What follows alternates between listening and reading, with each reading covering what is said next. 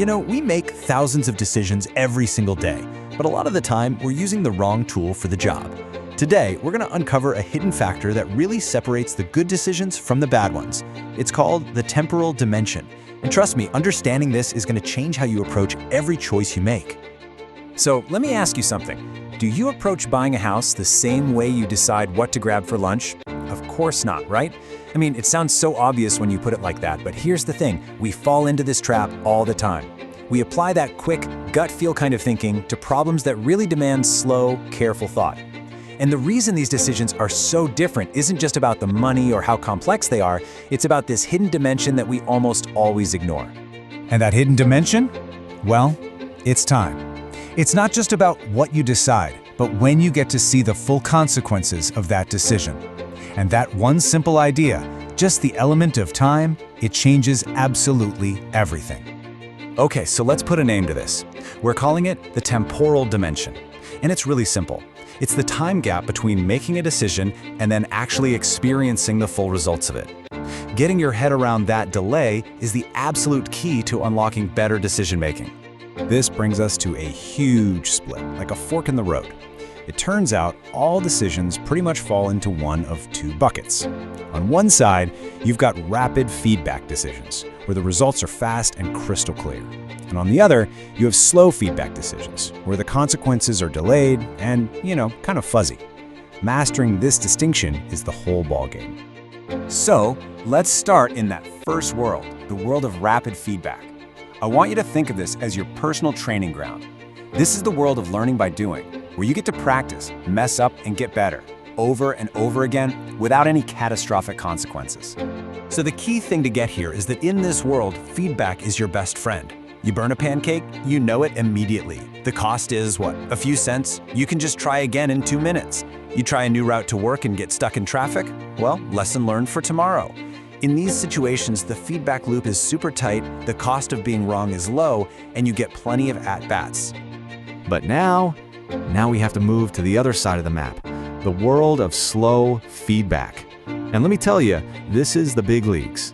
This is where choices have long-lasting effects and you really don't get a do-over. This is where you just can't afford to be wrong. Just think about it. When you choose a career, you won't know if it was the right one for years, maybe even decades. If your retirement plan is flawed, you might not find out until it's way too late. In this world, the feedback loop is stretched way, way out. The cost of a mistake is incredibly high, and sometimes you only get one shot. It's a completely different game. So if we're playing two completely different games, it means we need two completely different playbooks, right? You wouldn't use the same strategy for chess that you would for checkers. Well, the same thing applies here. You have to match your strategy to the temporal dimension of the decision you're facing. For those rapid feedback decisions, like learning a new skill or perfecting a recipe, the winning strategy is all about action.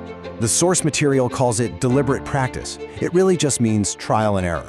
You jump in, you make mistakes, you get that instant feedback, you adjust, and you go again. The faster you iterate, the faster you learn. But, and this is a huge but, for slow feedback decisions, that same approach is just reckless. The playbook is totally different. The goal here, to quote the source, is to get the decision right the first time. So all the real work happens before you act. We're talking deep research, modeling out the possibilities, and learning from the mistakes of other people so you don't have to make them yourself. And this right here pulls it all together into the ultimate cheat sheet. Just look at the two columns. When the feedback is fast and you can feel it, like learning a skill, your winning strategy is deliberate practice. You learn by doing. But when the feedback is slow and way down the line, like a major life choice, your strategy has to be to get it right the first time. Seriously, just internalizing this one table can save you from a ton of headaches. Okay, so let's make this practical. I want you to think about your own life right now. Think about your next big decision. How can you apply this powerful mental model, this idea of the temporal dimension, right now? I'm serious, just take a second. What is a slow feedback decision that's coming up for you?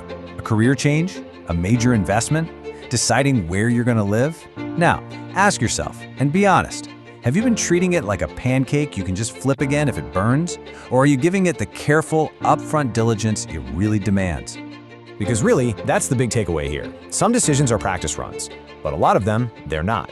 There are doors you can walk through 100 times, and then there are doors that only open for you once. The temporal dimension is what helps you know which kind you're standing in front of. And knowing that, well, that makes all the difference.